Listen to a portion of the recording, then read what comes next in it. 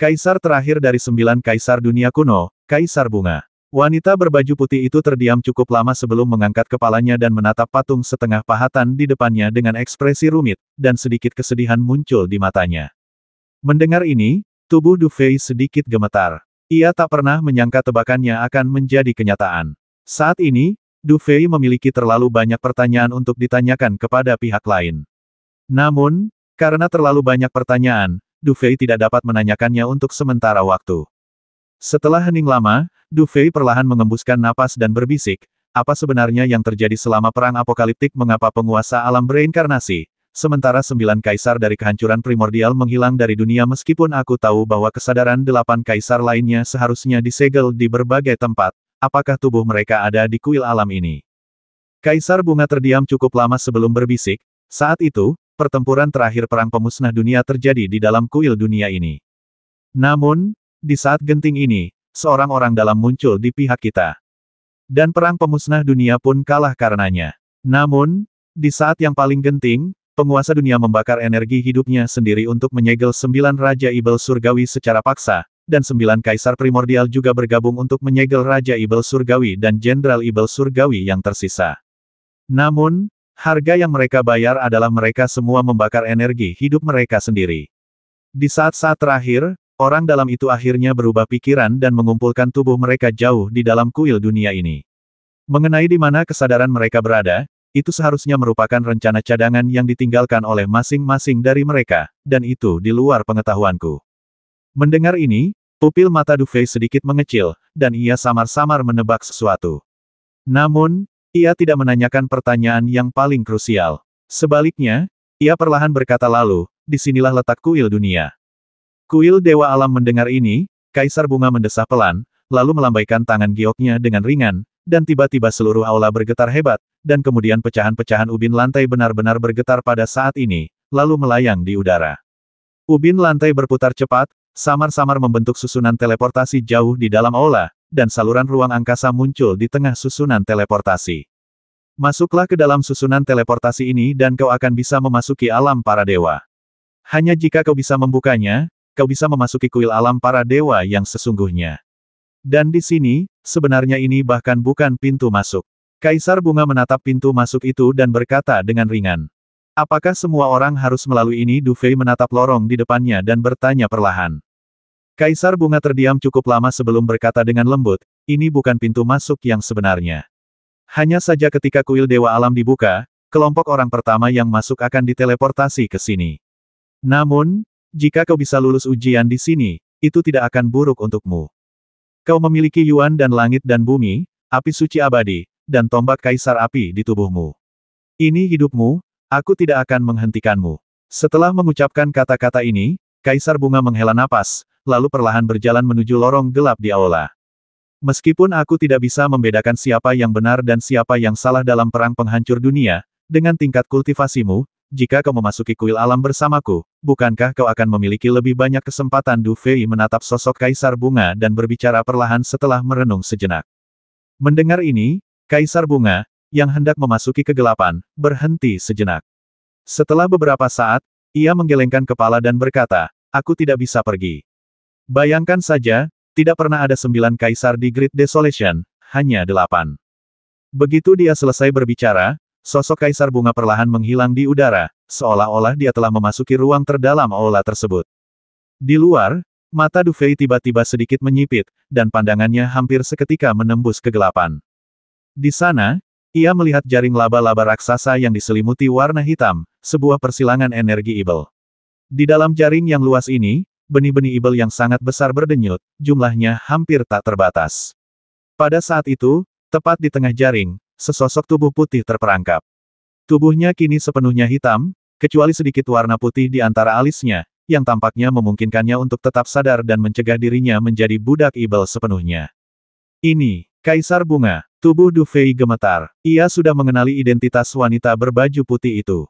Jika ia tidak menduga, Kaisar Bunga yang baru saja muncul bukanlah tubuh aslinya, melainkan kemungkinan besar hanya tubuh batinnya.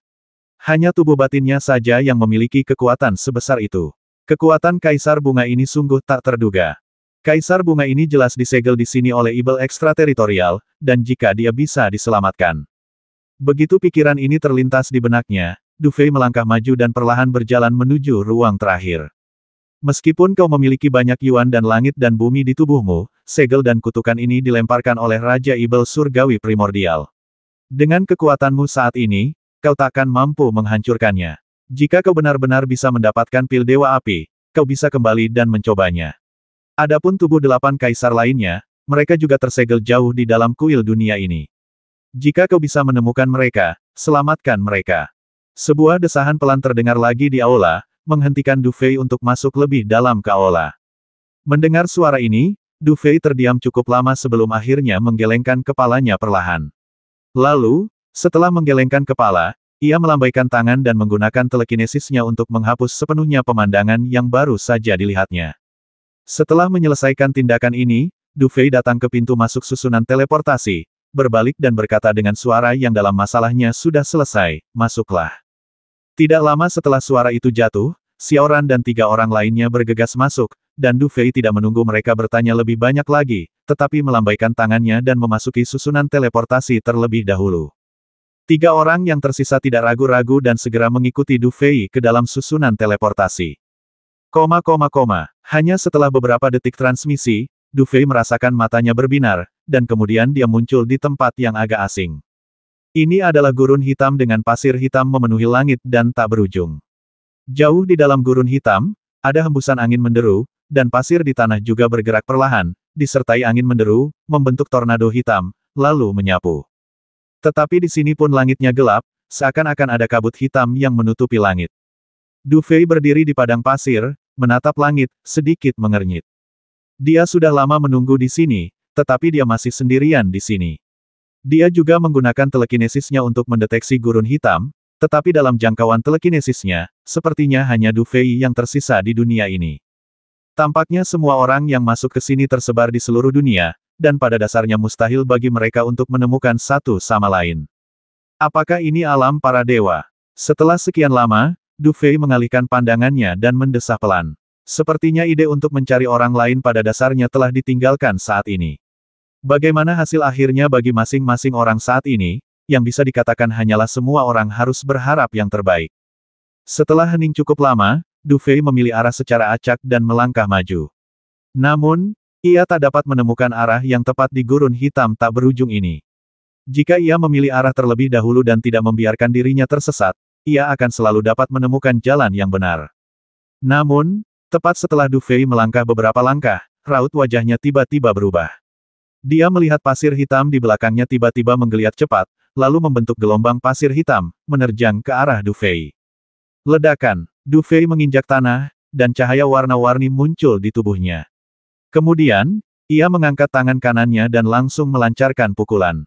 Ledakan gas dahsyat itu langsung menghancurkan gelombang hitam itu. Namun, runtuhnya gelombang pasir hitam itu tidak membuat ekspresi Du Fei rileks, melainkan pupil matanya mengecil tajam, lalu tubuhnya langsung terdorong ke belakang. Meskipun gelombang pasir hitam itu runtuh, mereka tidak menghilang. Sebaliknya, mereka langsung membentuk lebih dari selusin gelombang kecil, yang terus-menerus menyedot pasir hitam dari tanah dan kemudian dengan cepat melingkar ke arah Du Fei.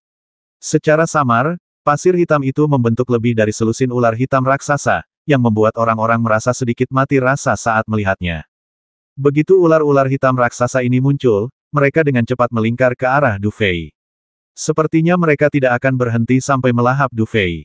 Adegan seperti itu membuat wajah Du Fei sedikit muram, lalu ia melihat bekas luka di tangannya berubah. Dalam sekejap, cakar Phoenix langit muncul di langit, lalu menerjang ke depan. Dor. Saat Du Fei melancarkan jurus bela dirinya, puluhan ular pasir hitam langsung roboh. Namun, dalam sekejap, belasan ular pasir hitam itu telah berubah menjadi ratusan ular kecil. Kali ini, mereka dengan cepat menyerap pasir hitam dari segala arah, lalu, seperti naga hitam raksasa, mereka meraung ke arah Du Fei. Apa-apaan ini? Du Fei merasakan kulit kepalanya kesemutan saat ini.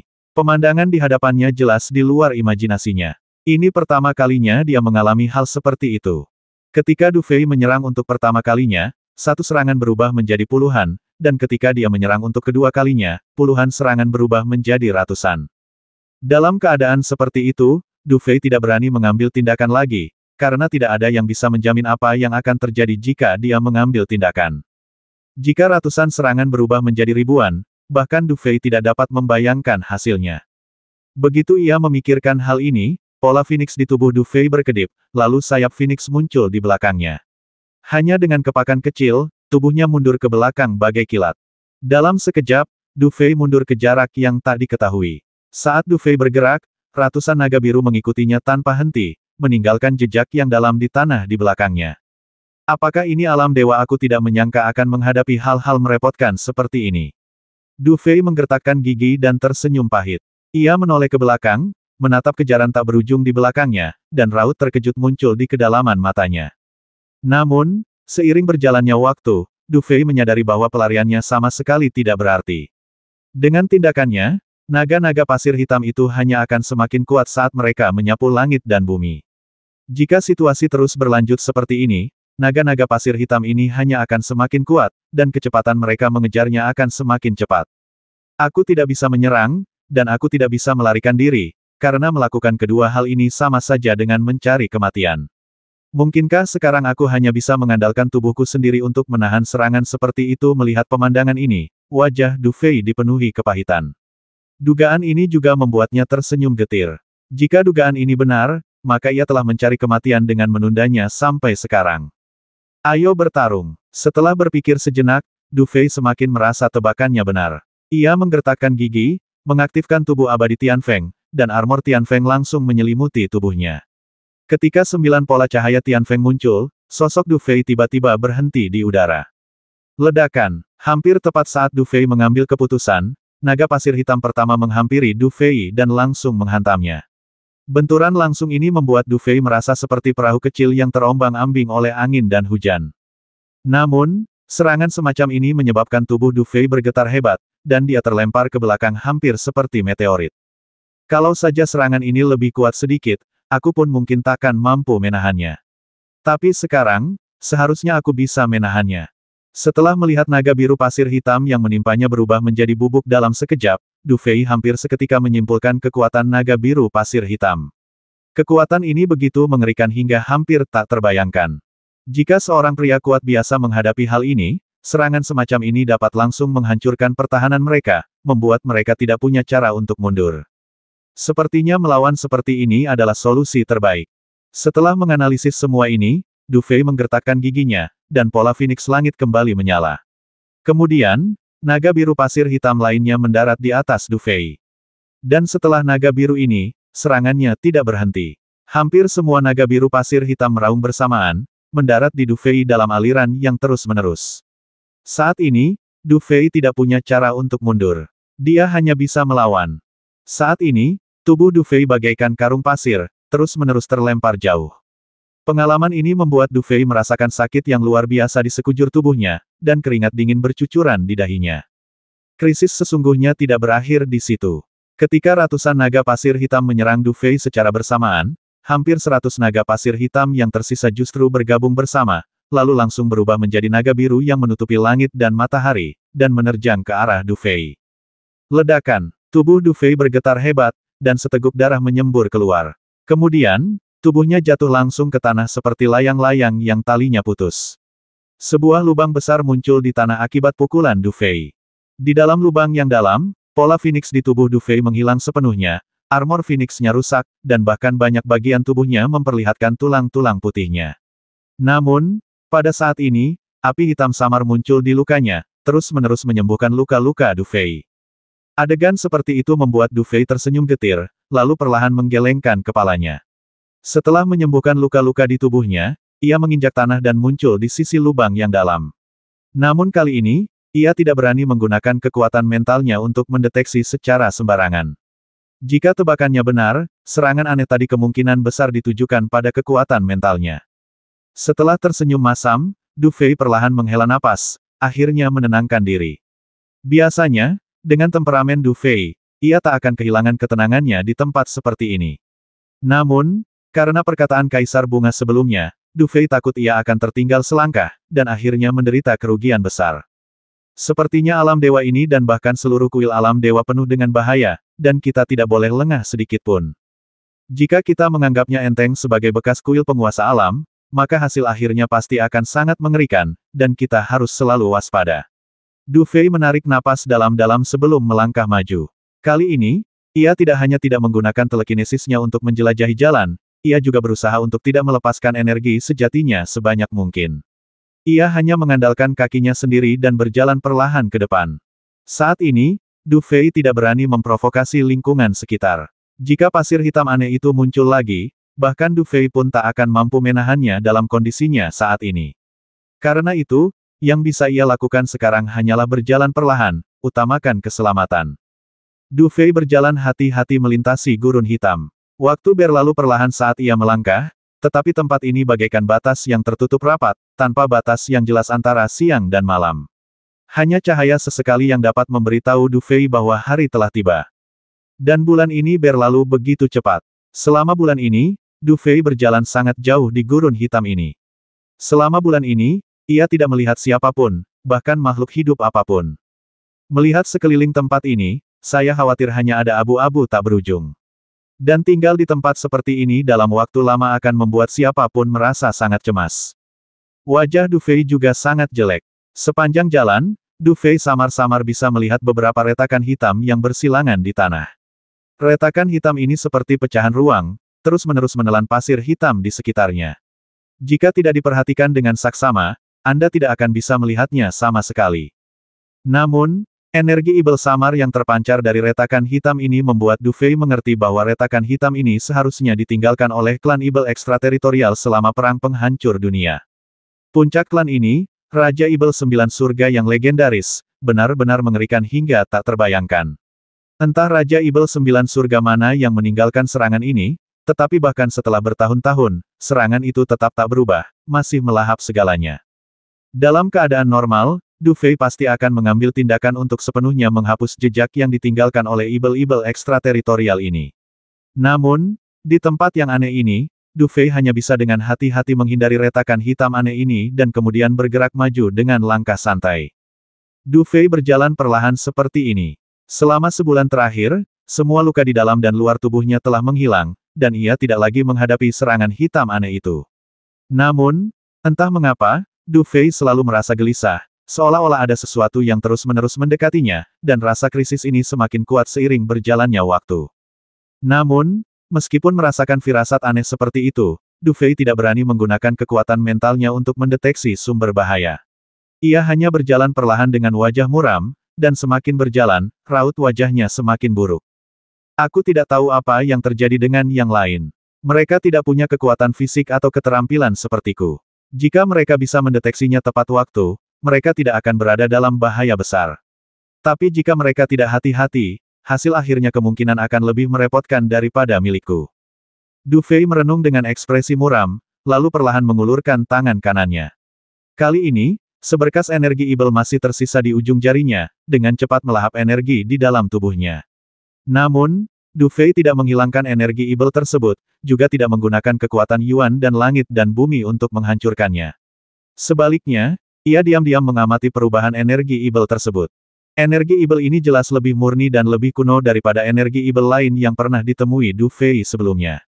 Hal ini membuat Du Fei semakin memahami bahwa pemandangan yang sangat aneh di hadapannya ini pasti terkait dengan klan ibel lain, atau lebih tepatnya, klan ibel lain dalam perang penghancur dunia. Namun, dalam keadaan seperti itu, Du Fei tidak bisa terlalu yakin. Ia hanya bisa berjalan perlahan. Waktu berlalu dengan lambat. Dalam benak Du Fei, rasanya seperti lebih dari setengah tahun telah berlalu, tetapi juga terasa seperti hanya beberapa hari saja. Seiring berjalannya waktu, konsep waktu menjadi agak kabur di benak Du Fei. Dan karena Du Fei sengaja menahan kekuatan Yuan dan langit dan bumi di dalam tubuhnya, energi ibel yang menyelimuti Du Fei menjadi semakin banyak, dan akhirnya hampir terasa seperti menembus ke dalam urat dan tulangnya. Namun, betapapun sombongnya Du Fei, ia tidak akan membiarkan energi ibel ini menggerogotinya sepenuhnya. Oleh karena itu, ia secara halus mengaktifkan Yuan dan Ki Surgawi di dalam tubuhnya untuk memurnikan energi ibel yang telah memasuki meridian dan sumsum tulangnya. Namun, meskipun demikian, ia tetap tidak menggerakkan energi ibel yang melilit tubuh Du Fei dan mengalir ke dalam tubuhnya. Sebab, jika prediksi Du Fei benar, maka jika mereka ingin meninggalkan tempat ini dan memasuki kuil dunia yang sebenarnya, energi ibel ini mungkin akan menjadi kuncinya. Namun, bahkan Du Fei pun tidak dapat memprediksi bagaimana akhirnya nanti. Setelah berjalan di gurun hitam selama setengah tahun lagi, energi ibel yang memancar dari tubuh Du Fei telah mencapai tingkat yang tak terbayangkan. Jika orang luar melihat energi ibel yang memancar dari tubuh Du Fei, yang begitu kuat hingga mampu menutupi langit dan matahari, mereka mungkin akan mengira dia adalah ibel ekstrateritorial, dan kemungkinan besar setingkat Raja Ibel. Tepat ketika energi ibel di tubuhnya telah mencapai tingkat Raja Ibel, Du Fei yang berjalan perlahan, tiba-tiba bergetar, dan kemudian pupil matanya menyusut tajam, karena, pada saat ini, dia tiba-tiba melihat menara hitam menjulang ke awan tidak jauh di depannya. Menara hitam itu tiba-tiba muncul di langit, seolah-olah sudah ada sejak awal dunia. Dan di atas gurun hitam ini, aura jahat dan hitam yang tak berujung meraung dari menara hitam itu, seolah-olah siapapun yang bersendewa dengan aura ini akan langsung menjadi gila. Du Fei belum pernah melihat menara hitam seperti ini sebelumnya, tetapi energi ibel yang pekat dan jahat yang bersiul di dalamnya adalah sesuatu yang belum pernah ia lihat sebelumnya seumur hidupnya. Jika Du Fei benar, intensitas energi ibel ini melampaui Raja Ibel biasa, mencapai tingkat yang tak terbayangkan. Bahkan seorang prajurit tingkat Martial Saint pun akan langsung berubah menjadi budak ibel jika energi ibel ini memasuki tubuhnya. Dugaanku memang benar, segala sesuatu di dunia suci ini memang berhubungan dengan klan ibel ekstrateritorial. Du Fei bahkan punya dugaan samar-samar, mungkin di antara 8 klan kuno lainnya, ada juga klan ibel ekstrateritorial yang mengintai, dan kali ini klan ibel ekstrateritorial itu mungkin telah memberikan kontribusi besar terhadap pembukaan kuil dunia. Jika memang begitu, tujuan klan ibel ekstrateritorial ini mudah ditebak. Entah mereka ingin melenyapkan para petinggi dari 8 klan kuno, atau mereka ingin menyelamatkan Raja Ibel yang tersegel dari kuil dunia. Identitas Raja Ibel ini bahkan mungkin mirip dengan Raja Ibel di medan perang Zeushu atau bahkan di rumah gua Samsara, seorang Raja Ibel 9 surga. Namun, yang lebih mungkin adalah klan ibel ekstrateritorial ingin mencapai kedua hal ini secara bersamaan. Hal ini terlihat dari metode yang mereka gunakan untuk menghancurkan Raja Phoenix dan Raja Phoenix hari itu. Mungkinkah ada ibel ekstrateritorial di menara hitam ini? Du Fei menyipitkan mata dan menatap menara hitam di depannya. Langkah kakinya perlahan terhenti, lalu ia menatap menara hitam di depannya dengan pikiran yang melayang. Jika tebakannya benar, situasi saat ini pasti akan sulit dihadapi. Lupakan saja, apapun tujuan pihak lain. Tapi, selama kita menyingkirkan menara hitam ini, kita pasti bisa menemukan cara untuk pergi dari sini. Setelah Du Fei merenung sejenak, ia tiba-tiba melangkah maju. Tubuhnya langsung dipenuhi aura Tiandi Yuandan, yang langsung membersihkan sebagian besar energi ibel yang menyelimuti tubuhnya. Kekuatan Du Fei pun langsung pulih ke puncaknya. Namun, Du Fei hanya memurnikan bagian energi ibel yang memengaruhi gerakannya. Du Fei masih belum menyentuh energi ibel yang masih tersisa setengah kaki dari tubuhnya. Menara hitam itu sebenarnya tidak terlalu jauh dari tempat Du Fei berada. Saat itu, ketika Du Fei mengerahkan seluruh tenaganya, ia langsung melihat menara hitam itu mendekat dengan cepat. Jelas, tak lama lagi Du Fei akan mencapai menara hitam itu. Namun, tepat saat Du Fei hendak mendarat di menara hitam itu, dia melihat tanah di depan menara hitam itu tiba-tiba retak berkeping-keping, lalu sosok-sosok dengan energi ibel yang meraung di tubuh mereka perlahan-lahan muncul dari tanah yang retak itu. Budak ibel, melihat lusinan sosok ini, mata Du Fei sedikit berkedut. Jika tebakannya benar, jika bukan karena perlindungan Tiandi Yuandan, nasib akhirnya mungkin tidak akan jauh berbeda dengan para budak ibel di depannya. Tepat setelah budak-budak ibel ini muncul, mereka melihat menara hitam tiba-tiba dipenuhi dengan energi ibel, dan kemudian sesosok yang memancarkan kejahatan tak berujung perlahan-lahan berjalan keluar dari menara. Hehehe, seperti kata pepatah, tamu yang datang dari jauh dipersilakan. Tapi pemuda ini punya bakat yang luar biasa. Dilihat dari manapun, dia hanya bisa dianggap tamu yang buruk. Kan sosok yang melangkah keluar memiliki wajah yang sangat muda, dengan sedikit keanehan di wajahnya yang pucat. Dia berdiri di langit, menatap Du Fei, dan berbicara sambil tersenyum. Mendengar ini, Du Fei tahu bahwa penyamarannya telah diketahui oleh pihak lain. Ia tidak berkata apa-apa lagi, tetapi melangkah ke tanah. Guntur dan kilat muncul di permukaan tubuhnya. Tak butuh waktu lama untuk sepenuhnya memurnikan energi ibel yang menyelimuti permukaan tubuhnya. Sosok Du Fei muncul kembali di gurun hitam. Pah pah pah. Ibel ekstrateritorial di udara menatap Du Fei, secercah kekaguman terpancar di kedalaman matanya. Kekuatan Guntur benar-benar dapat memurnikan energi ibel klan kita. Sepertinya kau pasti memiliki pil Guntur surgawi, salah satu Yuan dan surgawi dan bumi, di dalam tubuhmu bagus sekali.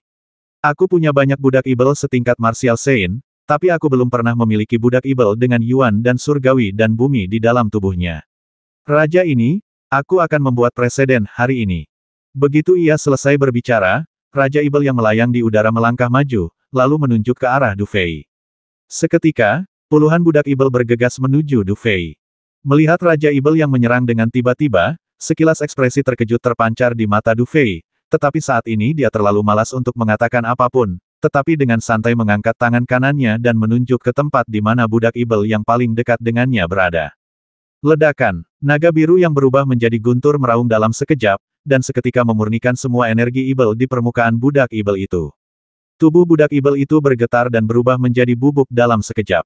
Jelas, setelah bertahun-tahun yang tak terhitung jumlahnya, tubuh para budak ibel ini telah lama kehilangan vitalitasnya. Jika bukan karena energi ibel, akan sangat sulit bagi mereka untuk bergerak. Meskipun aku tidak tahu ibel mana kau, lelucon seperti ini tidak ada gunanya bagiku. Aku bahkan sudah membasmi Raja Ibel Sembilan Langit, apalagi beberapa budak ibel. Du Fei mendongak dan mencibir, lalu kali ini dia bertepuk tangan dan teriakan pelan terdengar. Pelahap guntur, ledakan. Saat Du Fei berteriak pelan, tubuhnya tampak berubah menjadi dewa petir. Guntur tak berujung meraung dari tubuhnya, berubah menjadi berbagai wujud, dan menerkam para budak ibel yang berdatangan dari segala arah. Dor, dor, dor. Para budak ibel ini, yang sama sekali tidak sadarkan diri, hancur hampir seketika oleh sambaran petir, dan ledakan keras menandakan jatuhnya seorang budak ibel. Namun, Du Fei tidak menggunakan semua kartu asnya dalam situasi ini. Ia hanya melepaskan kekuatan pil guntur surgawi untuk membantunya mengatasi situasi saat ini. Adapun pil Yuan langit dan bumi lainnya, mereka akan menjadi kartu as terbesarnya di kuil dunia ini. Guntur berubah menjadi naga biru. Setelah berhadapan dengan budak ibel terakhir, Du Fei mendengus dingin, lalu menunjuk ke arah tempat Raja Ibel berada di langit. Ledakan, kilatan petir raksasa meraung dari tubuh Du Fei, lalu langsung berubah menjadi naga biru sepanjang ribuan kaki. Kemudian, dengan kekuatan yang tak tertandingi, ia menerjang ke arah Raja Ibel. Kemanapun ia lewat, semua energi Ibel langsung termurnikan. Raja Ibel langit di udara juga terkejut. Semuanya terjadi begitu cepat hingga di luar imajinasinya. Ia tak mampu bereaksi. Saat ia menyadari apa yang terjadi, semua budak ibelnya telah dilenyapkan oleh Du Fei. Dan sekarang Du Fei benar-benar datang ke arahnya. Pemilik Tiandi Yuandan yang menyebalkan. Raut wajah Raja Ibel surgawi langsung berubah, dan ia menggerakkan tangannya, bersiap menggunakan ilmu bela dirinya. Namun, ketika ia melihat energi ibel yang berterbangan di depannya, ekspresinya tiba-tiba berubah lagi, dan ia berbalik dan bergegas menuju menara hitam di belakangnya tanpa mempedulikan apapun. Jelas bahwa Raja Ibel ini telah menyadari bahwa ia tak akan pernah sebanding dengan pria di depannya. Wang Dian, selamatkan aku. Pada saat yang sama, teriakan kaget datang dari mulut Raja Ibel langit, tetapi sebelum suaranya jatuh, naga biru yang mengaum itu langsung menelan tubuhnya, dan dia hanya punya waktu untuk berjuang sejenak sebelum tubuhnya langsung berubah menjadi ketiadaan. Setelah memurnikan Raja Ibel surgawi, serangan Du Fei masih meraung ke depan. Ledakan, hampir pada saat serangan Du Fei hendak menghantam menara hitam, lengan ibel yang jahat dan ganas terentang dari kehampaan, lalu bertabrakan dengan dahsyat dengan naga biru yang telah berubah menjadi guntur. Dalam sekejap, suara petir dan guntur terus bergema, dan kedua serangan itu perlahan menghilang dalam tabrakan tersebut. Adegan ini membuat pupil Du Fei sedikit mengecil. Kekuatan orang yang melakukan gerakan itu agak di luar dugaannya. Setelah serangan Du Fei berhasil dihalau, puluhan sosok pucat perlahan terbang keluar dari menara hitam. Tubuh mereka diselimuti energi ibel jahat, dan di belakang mereka, sayap ibel mereka memancarkan cahaya ungu redup. Saat itu, mereka semua menatap Du Fei dengan ekspresi dingin dan muram. Energi ibel yang terpancar dari mereka membuat mereka tampak sangat menyeramkan. Setidaknya 30 Raja Ibel surgawi. Du Fei menatap sosok-sosok yang muncul di hadapannya, dengan ekspresi dingin di wajahnya. Saat Raja Ibel surgawi ini muncul, ia semakin yakin bahwa keanehan di gurun hitam itu pasti terkait dengan klan Ibel surgawi ekstrateritorial. Jika ia ingin menyelesaikan situasi ini, ia tak punya pilihan lain selain melenyapkan Raja Ibel surgawi ini sepenuhnya. Terlebih lagi, bahkan jika aku tidak mengambil tindakan untuk menghadapi Raja Ibel surgawi ini, mereka pasti tidak akan membiarkanku pergi. Saat berikutnya, Du Fei mencibir, lalu tanda di tangannya berubah, dan dia mengarahkan jari-jarinya ke depan dengan tajam. Saat Du Fei bergerak, 4 naga petir meraung seketika. Du Fei juga bergerak, bersembunyi tepat di tengah naga petir dan menghantam tepat ke tempat para Raja Ibel Langit berada. Dengan kekuatan Du Fei saat ini, dia benar-benar tidak menganggap serius Raja Ibel biasa ini. Gerhana Setan. Semua Raja Ibel Surgawi itu menampakkan pandangan dingin pada saat ini, dan kemudian disertai dengan teriakan keras dari salah satu Raja Ibel Surgawi. Segel di tangan Raja Ibel Surgawi itu tiba-tiba berubah pada saat yang bersamaan, dan kemudian Ki Ibel Surgawi yang tak berujung berkumpul bersama dalam sekejap, membentuk kepala Ibel Surgawi yang jahat, dan menghantam ke arah Du Fei. Melihat gerakan ini, Du Fei mencibir, lalu tanda di tangannya berubah. Dalam sekejap, 4 naga petir muncul dari tubuhnya. Kemudian pada saat berikutnya, tanda di tangan Du Fei berubah lagi, dan tombak yang berubah dari guntur muncul di telapak tangan Du Fei. Tombak penekan Ibel. Dengan teriakan pelan, Du Fei mengayunkan tangan kanannya, dan tombak penekan Ibel yang tersebar di seluruh arena bagaikan kilatan petir, seketika menyambar ke 4 naga guntur dan menghantam keras kepala besar Ibel itu. Ledakan. Seluruh gurun hitam mulai bergetar hebat pada saat ini, seolah-olah kegelapan di atas langit akan runtuh. Tak lama kemudian, naga petir menghilang dan tombak penekan Ibel hancur seketika. Namun, hampir di saat yang sama, kepala besar Ibel Surgawi juga runtuh seketika. Gelombang kejut dahsyat yang terbentuk membuat Du Fei mundur cepat, dan wajahnya menjadi sedikit muram. Saat pemimpin Ibel itu roboh, sosok puluhan Raja Ibel bergetar pelan, lalu satu persatu roboh dan berubah menjadi bubuk. Du Fei menatap pemandangan itu, sedikit mengernyit. Orang-orang ini jelas memiliki kekuatan Raja Ibel Surgawi, ia sangat yakin akan hal itu. Namun, mengingat vitalitas Raja Ibel Surgawi yang luar biasa, bahkan jika ia bisa menekan mereka, ia takkan mampu melakukannya sejauh ini. Pemandangan di hadapannya sungguh mengerikan, dan Du Fei tak percaya ia cukup kuat untuk langsung menghancurkan puluhan Raja Ibel Surgawi. Mungkinkah selama bertahun-tahun yang tak berujung ini, kekuatan para Raja Ibel Surgawi ini juga melemah atau mungkin, mereka sudah lama kehilangan vitalitasnya. Du Fei sempat bingung memikirkan pertanyaan-pertanyaan ini, dan tak lama kemudian, ia tak sempat memikirkannya lagi. Karena hampir di saat yang bersamaan, tanpa sadar ia mendongak dan melihat sesosok muncul di puncak menara hitam. Sosok itu tampak seperti manusia biasa, mengenakan jubah hijau dan berekspresi lembut. Namun, entah mengapa, ketika tatapannya bertemu, Du Fei merasakan bahaya yang luar biasa. Orang ini jelas bukan Raja Ibel biasa. Kekuatannya seharusnya hampir setara dengan Raja Penghancur Phoenix dan Raja Penghancur Phoenix dulu.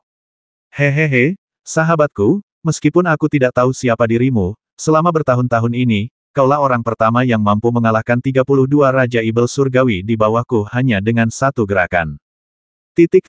Meskipun ketidakbergunaan mereka adalah salah satu alasannya, kekuatanmu sungguh luar biasa. Namun, sekuat apapun dirimu, tampaknya sia-sia, karena aku, Raja Tianming, tidak akan membiarkanmu lewat sini. Raja Ibel yang menyebut dirinya Raja Tianming menyipitkan matanya dan menatap Du Fei, lalu terkekeh. Raja Tianming. Du Fei menyipitkan mata dan menatap makhluk di hadapannya. Wajahnya biasa saja, dan meskipun ia sedikit tersenyum, sulit untuk mengetahui apa yang tersembunyi di baliknya. Namun, jauh di dalam matanya, terpancar aura pembasmi yang sangat mengerikan, aura pembasmi yang telah mencapai tingkat yang tak terlukiskan, sehingga mustahil untuk menyimpulkan kekuatannya secara akurat. Namun, Du Fei merasakan bahaya aneh darinya, yang membuat Du Fei menyadari bahwa akan sulit mengalahkan Raja Ibel di depannya. Gurun hitam ini seharusnya alam para dewa, kan apakah semua orang yang pernah memasuki alam para dewa ini ada di sini? Du Fei menatap Raja Tianming dan berbicara perlahan. Raja Tianming merenung sejenak, lalu perlahan menggelengkan kepalanya. Ia menatap Du Fei dengan penuh arti sebelum melanjutkan dengan tenang, selama kau bisa mengalahkanku, kau akan memiliki kesempatan untuk mengetahui segalanya. Begitu dia selesai berbicara, dia melangkah maju. Dengan satu langkah, Raja Tianming telah tiba di udara, lalu dia mengangkat tangan kanannya dan melambaikannya ke arah Du Fei dengan sangat santai. Tertawa, 5 suara siulan tajam tiba-tiba muncul, dan kemudian 5 jari Ibel besar berkumpul bersama untuk membentuk cakar Ibel besar, bersiul ke arah Du Fei. Cakar setan langit ini panjangnya ratusan kaki, seolah-olah bisa merobek kehampaan dengan satu cakar. Saat cakar setan langit turun, 5 tanda dalam tiba-tiba muncul di langit, seolah-olah langit pun tertusuk seluruhnya oleh gerakan ini. Pupil mata Du Fei tiba-tiba mengecil, lalu tubuhnya cepat mundur ke belakang hampir seketika. Ledakan. Cakar setan langit langsung menyapu area tempat Du Fei baru saja berdiri, menyebabkan seluruh ruang runtuh seketika. Meskipun serangan itu meleset dari Du Fei, Raja Hades mengetuk jarinya dengan ringan, dan langsung melihat 4 cakar setan langit raksasa lainnya muncul, menyerang Du Fei dari segala arah secara bersamaan. Jelas, ia bersiap untuk menghabisi Du Fei sepenuhnya hanya dengan satu gerakan. Mata Du Fei berkilat sedikit, lalu tanda di tangannya berubah. Tiba-tiba, ia melihat awan gelap berkumpul di atas kepalanya, lalu berkas cahaya keemasan muncul. 7 tangan ekstrim yang menghancurkan langit. Bersamaan dengan teriakan keras Du Fei, sebuah telapak tangan besar tiba-tiba turun dari langit dan menghantam ke arah tempat kelima cakar ibel itu berada. Di bawah kekuatan telapak tangan yang menghancurkan ini, suara ledakan bang-bang-bang terus-menerus terdengar. Hanya dalam beberapa tarikan napas, kelima cakar ibel itu langsung hancur berkeping-keping. Adegan ini membuat wajah Raja Neraka tampak sedikit berubah, lalu dia menggerakkan tubuhnya dan langsung menarik diri dari jangkauan penekanan telapak tangan emas, lalu dia tiba-tiba membuka tangannya. Penelan besar-besaran terhadap ibel surgawi. Bum bum bum. Dalam sekejap, mulut ibel yang sangat besar muncul, seolah-olah akan menelan seluruh dunia, dan meraung ke arah Du Fei. Ledakan. Hanya dalam sekejap, tangan penghancur langit 7 ekstrim yang diperagakan Du Fei telah ditelan seluruhnya oleh mulut besar ibel itu, dan mulut ibel itu masih meraung-raung, seolah hendak menelan Du Fei di saat berikutnya. Adegan ini membuat wajah Du Fei berubah. Kekuatan Raja Surgawi ini sungguh di luar imajinasinya. Dia bahkan yang terkuat di antara semua ibel surgawi tingkat raja yang pernah ditemuinya beberapa tahun terakhir ini. Jika dia sedikit beruntung menghadapi makhluk seperti itu, dia pasti akan menderita pada akhirnya. Oleh karena itu, hampir pada saat ini, Du Fei bertepuk tangan dan segera mundur ke belakang. Kemudian, saat tangannya terbuka, sebuah formasi raksasa muncul di antara langit dan bumi. Teknik Dewa Alkimia, menyempurnakan formasi Dewa Surgawi. Bum bum bum. Saat teriakan ringan terdengar, formasi ilahi pemurnian surgawi langsung menyebar ke seluruh langit dan bumi, dan kemudian api eliksir putih mulai mendidih hebat pada saat ini. Di dalam api eliksir ini, terdapat juga api suci abadi, yang membuat api eliksir yang mendidih tampak agak hitam, tampak agak aneh. Api dan membakar langit. Detik berikutnya, Du Fei sama sekali tidak sopan. Segel di tangannya berubah lagi, dan tiba-tiba ia melihat pilar api dan yang tak terhitung jumlahnya bersiul dari formasi ilahi Liantian, lalu dengan cepat menyatu, berubah menjadi pilar api yang luar biasa besar, lalu bersiul ke arah depan. Dor, dor, dor. Kedua serangan itu bertabrakan hebat di udara. Sesaat, gemuruhnya bergema, naik turun di antara langit dan bumi. Ekspresi Raja Tianming tidak banyak berubah. Ia hanya mengulurkan telapak tangannya dan menyentuh bagian tengah alisnya. Dalam sekejap, cahaya hitam menyambar dan berubah menjadi belati hitam pekat sepanjang 3 inci. Pedang pendek itu hitam pekat. Saat muncul, ia memancarkan energi pedang yang mengguncang bumi, menembus langit dan bumi. Kekuatan energi pedang itu mencapai tingkat yang tak terbayangkan. Pedang ini diberikan oleh Raja Ibel yang asli. Pedang ini bernama Pembasmi Suci. Sejauh ini, pedang ini telah membasmi 99 orang suci bela diri di duniamu, dan kaulah yang ke-100. Raja Tianming menatap serangan di depannya dengan acuh tak acuh, lalu mengayunkan tangannya, dan belati hitam legam yang tergantung melesat ke depan. Saat Raja Tianming bergerak, belati hitam itu melesat sedikit dan melesat ke arah Du Fei. Begitu cepatnya, bagaikan benang sutra hitam yang tiba di hadapan Du Fei dalam sekejap. Beruntung sekali kau mati di bawah pedang ini.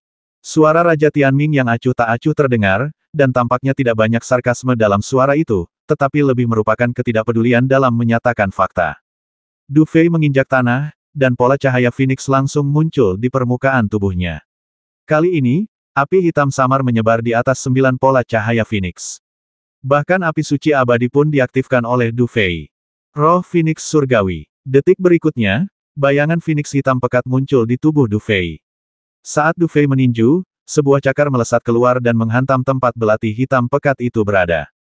Energi pedang yang bergetar juga meletus saat ini. Energi pedang ini benar-benar berbeda dari serangan melahap klan Ibel ekstrateritorial sebelumnya. Energi pedang ini hanya mengandung aura pembasmi yang mengerikan, mewakili kekuatan yang tak terbayangkan. Cakar yang disapu oleh roh Du Fei Tian Phoenix tiba-tiba runtuh saat energi pedang muncul. Serangan kekuatan penuh Du Fei bahkan tidak mampu melawan pedang ini. Ekspresi Du Fei menjadi sangat buruk saat ini. Ia mundur hampir seketika, tetapi tangannya terus-menerus menamparkan. Tiba-tiba, serangkaian cakar Phoenix terlihat menyapu. Dengan suara keras, Du Fei mundur ratusan meter sebelum berhasil menghindari pedang itu. Hari itu, Hades perlahan menggelengkan kepalanya, seolah telah melihat nasib Du Fei. Lalu ia melambaikan tangannya dan berbalik menuju menara hitam. Saat dia bergerak, belati hitam pekat itu bergetar pelan di udara, lalu bersiul ke arah Du Fei lagi. Du Fei menghela napas lega, dan saat berikutnya dia mengangkat tangan kanannya, tombak Kaisar Yan muncul di telapak tangannya, dan kemudian tombak itu tiba-tiba menunjuk. Tombak Kaisar Api. Kendalikan api surgawi. Mengikuti teriakan keras Du Fei, api langit yang tak berujung tiba-tiba jatuh dari langit dan kemudian melilit tombak Kaisar Yan di tangan Du Fei. Tubuh Pluto tampak sedikit gemetar saat ini, lalu dia tak dapat menahan diri untuk berbalik dan menatap Du Fei, kilatan cahaya keluar dari matanya. Tombak Kaisar Api. Aku tak percaya tombak itu muncul kembali setelah sekian lama. Sepertinya waktunya telah tiba. Ledakan. Saat suaranya mereda, Du Fei mengangkat tombak Kaisar Yan di tangannya dan melepaskan tembakan. Api surgawi tak berujung yang terkandung dalam tembakan ini langsung menyapu ke arah tempat belati hitam pekat itu berada. Tombak Kaisar Api disempurnakan dari pil Dewa Api, yang mengandung kekuatan paling murni dari pil Dewa Api. Tombak ini menduduki peringkat kedua di antara 17 jimat dewa. Ketika Du Fei mengerahkan kekuatan penuhnya saat ini, kekuatannya sungguh luar biasa. Meskipun energi pedang pada belati hitam pekat itu membumbung tinggi ke langit, pada saat ini, ia tak mampu menahan kekuatan api surgawi yang tak terbatas yang terkandung dalam tombak Kaisar Api. Di bawah kekuatan api surgawi ini, ia terus mundur. Cahaya aneh berkelebat di mata Raja Tianming. Ia menatap pemandangan itu dan tertawa terbahak-bahak, hebat. Aku tak pernah menyangka umat manusia akan menghasilkan guru yang begitu hebat. Aku sangat puas. Kalau begitu, izinkan aku menjawab pertanyaanmu. Kurasa yang paling ingin kau ketahui adalah di mana tempat ini, kan?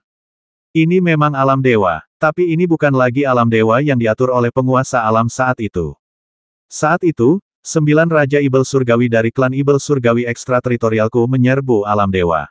Meskipun mereka tidak berhasil, alam dewa ini sepenuhnya dikuasai oleh klanku. Klanku telah memasang 999 ilusi Ibel Surgawi di alam dewa ini. Meskipun lingkungan ilusi Ibel Surgawi ini berbeda, semuanya sama dan sangat berbahaya. Hanya dengan menembus ilusi Ibel Surgawi, kau bisa memiliki kesempatan untuk memasuki alam dewa. Sebagian besar ahli yang masuk bersamamu sedang berjuang keras di alam Ibel. Tapi aku bisa bilang, jika 30% dari kalian berhasil menembus alam Ibel kali ini, itu akan dianggap hasil yang bagus. Dan selama kau membasmiku, kau akan punya kesempatan untuk menembus ilusi itu. Tapi sayangnya, aku, Raja Surga dan Neraka, tidak semudah itu dibasmi. Raja Tianming menatap belati hitam pekat yang mundur di depannya, lalu tiba-tiba meraung panjang. Lalu ia menatap Du Fei, dan ada kegilaan di kedalaman matanya. Jurus yang diberikan Raja Ibel Surgawi Primordial ini belum pernah kugunakan seumur hidupku. Hari ini, aku akan menunjukkannya padamu. Ibel menelan dunia. Raja Tianming mengarahkan jari-jarinya di antara alisnya, dan seketika, aliran energi Ibel mulai meraung liar di dalam dirinya. Dalam sekejap, separuh dunia tergantikan oleh energi Ibel yang menderu, seolah-olah Raja Tianming telah berubah menjadi energi Ibel yang tak terbatas. Ibel menelan dunia. Ini adalah jurus terkuat Raja Tianming. Du Fei telah menghadapi begitu banyak Ibel luar angkasa, tetapi ini pertama kalinya dia melihat jurus ini. Namun, dengan gerakan ini, Du Fei dapat dengan jelas merasakan bahwa segala sesuatu di antara langit dan bumi terus-menerus dilahap, berubah menjadi energi Ibel yang paling murni. Tak peduli pasir hitam di bawah, awan gelap di atas, atau angkasa, semuanya dilahap pada saat ini.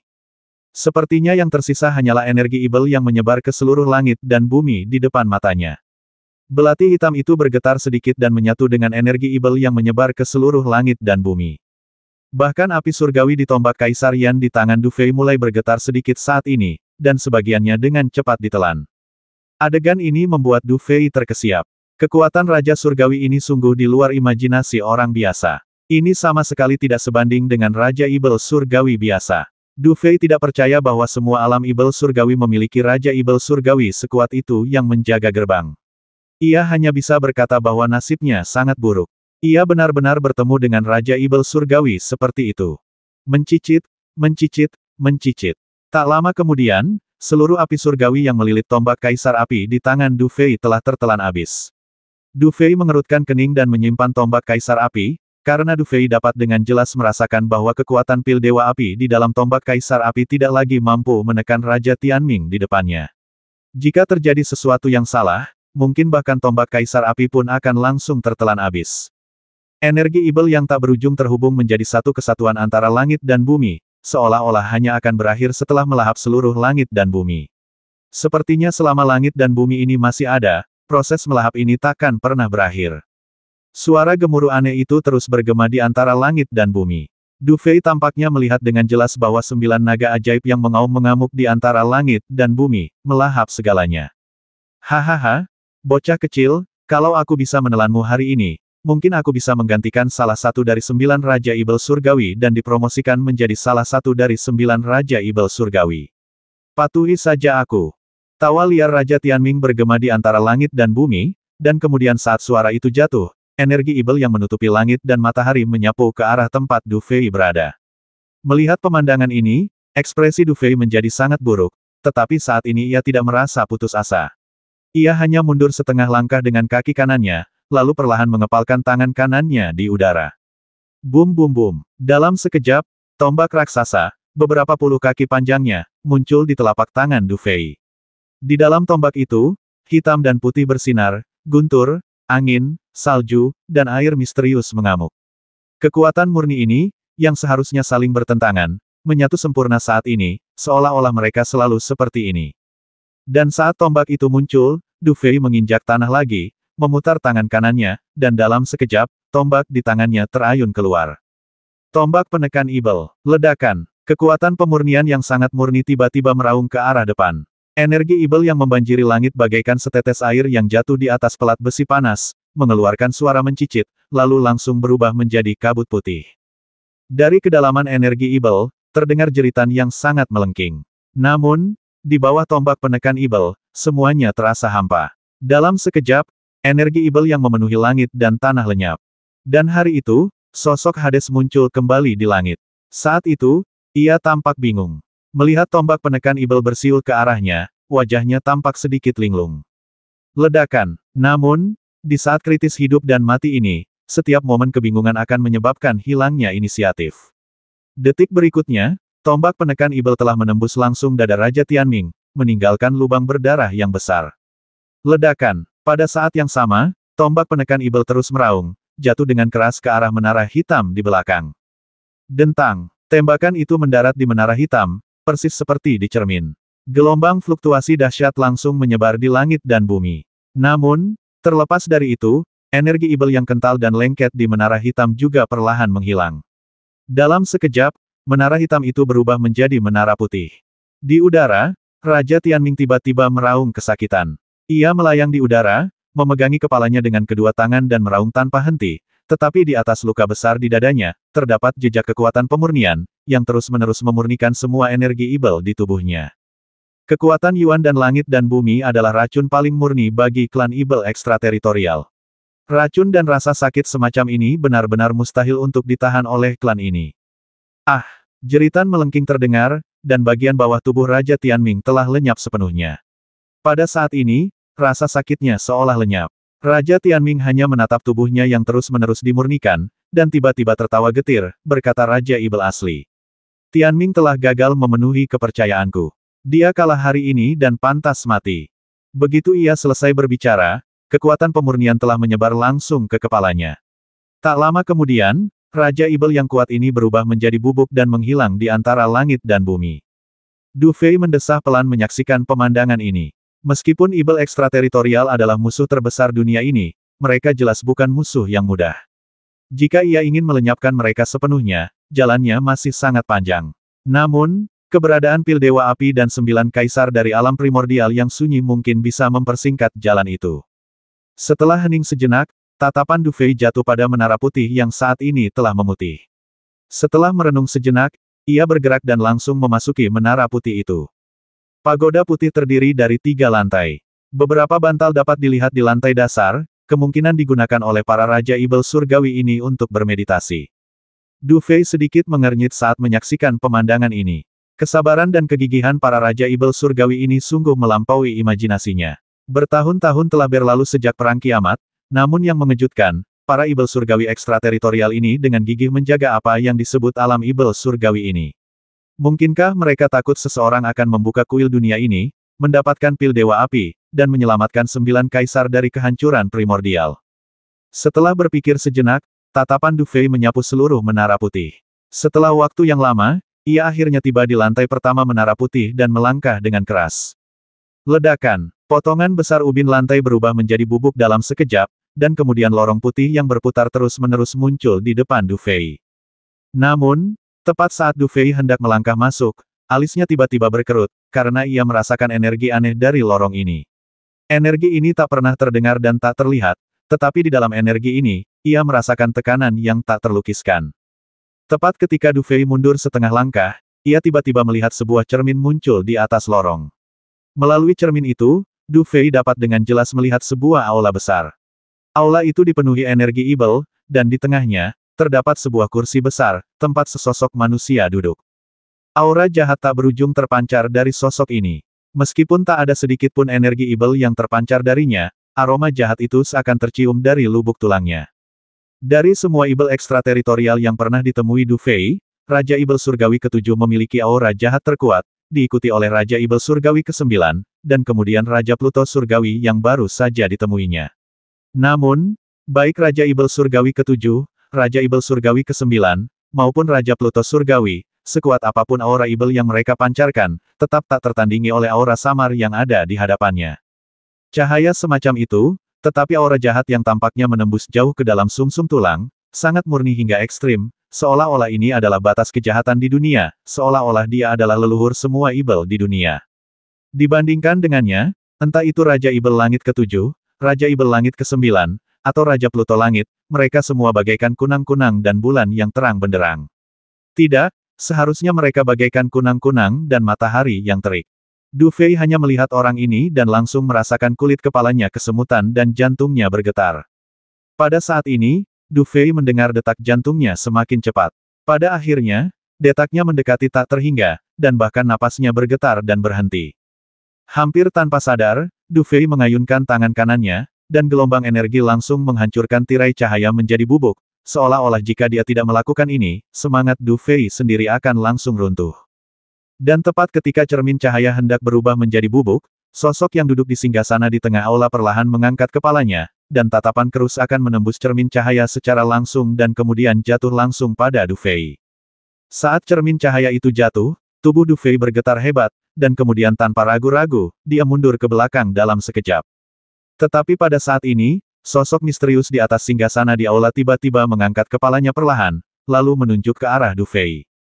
Ledakan, seolah-olah sebuah suara bergema di benak Du Fei. Dalam sekejap, segala sesuatu di sekitarnya membeku. Entah itu lorong yang berputar, cermin cahaya yang runtuh, atau sosok Du Fei, pada saat ini, semuanya membeku secara aneh di udara. Seolah-olah waktu telah berhenti sepenuhnya pada saat ini. Dan niat jari itu tampaknya langsung menembus tirai cahaya dan kehampaan tak berujung pada saat ini, dan datang langsung ke 3 inci di depan alis Du Fei, dan kemudian berhenti. Pada saat ini, jari ini tampaknya dengan hati-hati merasakan sesuatu, tetapi setelah beberapa saat, jari itu menghilang, dan kemudian tirai cahaya di depan Du Fei akhirnya hancur total, dan sosok Du Fei kembali lagi, dan saluran ruang angkasa juga mulai berputar lagi pada saat ini. Du Fei mundur beberapa langkah, dan baru setelah meninggalkan Menara Putih, keringat dingin mulai membasahi dahinya. Kemudian, ia tak bisa menahan senyum, tetapi mendapati wajahnya sedikit menegang. Siapa orang di aula ini? Apakah dia muncul karena aku membuka lorong itu, atau apakah dia merasakan sesuatu? Ekspresi Du Fei tak tertebak. Sosok di singgasana itu telah menjadi begitu kuat hingga tak terbayangkan. Jika dia mau, jari yang menembus kehampaan itu bisa saja merenggut nyawanya. Bahkan dalam hidup Du Fei, ini pertama kalinya dia sedekat ini dengan kematian. Perasaan ini membuat seluruh tubuh Du Fei bergetar tanpa sadar, seolah-olah dia sudah pernah mati sebelumnya. Pria ini bisa membasmiku kapan saja. Tapi dia tidak membasmiku. Malah, dia dengan cermat merasakan seluruh tubuhku. Aku khawatir di hadapannya, aku bahkan tidak punya rahasia sedikit pun. Mata Du Fei sedikit berkedip, masih sedikit bingung dengan apa yang sedang dilakukan sosok misterius ini. Ia telah mengalami banyak hal dalam hidupnya, tetapi ia belum pernah ke tempat yang semenakutkan kuil dunia ini.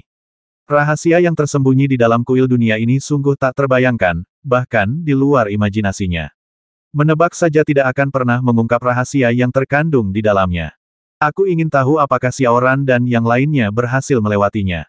Jika ya, apakah mereka pernah mengalami hal seperti ini? Ekspresi Du Fei berubah tak terduga, dan setelah beberapa saat, ia perlahan menghela napas lega. Pengalaman seperti itu sangat mengerikan, bahkan baginya. Jika terjadi kesalahan, mereka bisa langsung terbasmi. Sulit membayangkan apakah Xiaoran dan yang lainnya bisa melewati ini. Setelah menatap menara putih sejenak, Du Fei duduk bersila di antara langit dan bumi, lalu perlahan memulihkan kekuatannya. Karena Du Fei memahami apa yang ada di luar saluran ruang angkasa, itu benar-benar di luar dugaan dan imajinasinya. Bagaimanapun, jika kekuatannya tidak kembali ke kondisi puncaknya, Du Fei tidak akan pernah berani memasuki saluran ruang angkasa begitu saja. Lagi pula, Du Fei tidak ingin mati. Setelah duduk bersila seperti ini untuk waktu yang lama, Du Fei perlahan berdiri, lalu menggerakkan tubuhnya dan langsung memasuki saluran ruang angkasa. Ledakan. Saat Du Fei memasuki saluran ruang angkasa, 998 ilusi Ibel di dunia para dewa bergetar sedikit pada saat yang sama, dan saluran ruang angkasa besar muncul di semua ilusi Ibel dalam sekejap. Bagaimana mungkin? Alam utama yang dijaga Raja Langit dan Bumi benar-benar hancur. Banyak Raja Ibel yang baru saja melahap manusia kuat menatap langit dengan wajah ngeri. Dalam ilusi Ibel lainnya, banyak orang kuat yang telah mengalahkan Raja Ibel mengangkat kepala mereka dan menatap lorong angkasa di atas langit, ekspresi mereka terus berubah.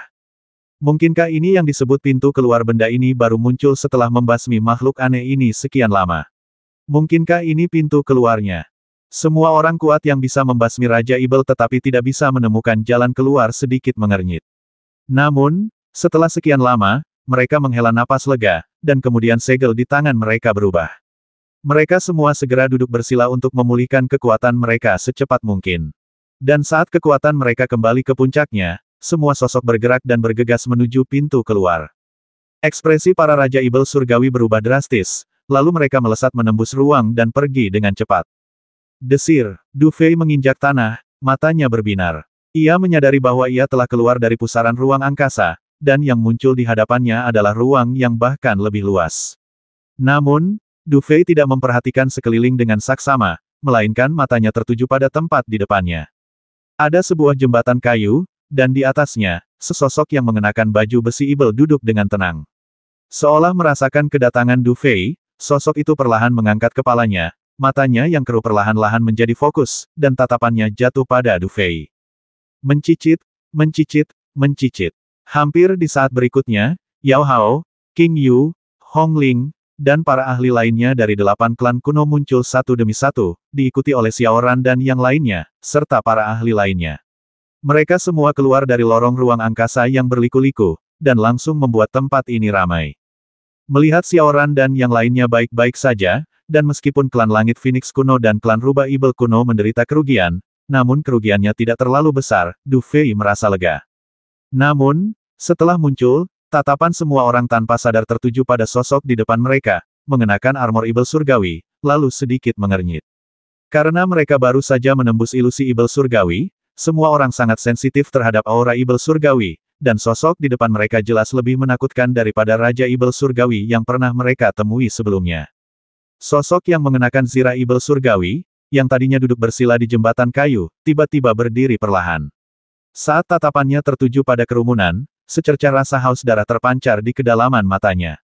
Kemudian, ia merentangkan kedua tangannya ke kedua sisi secara bersamaan. Dalam sekejap, aura Ibel surgawi yang pekat dan agak menakutkan menyembur keluar dari zirah Ibel surgawinya.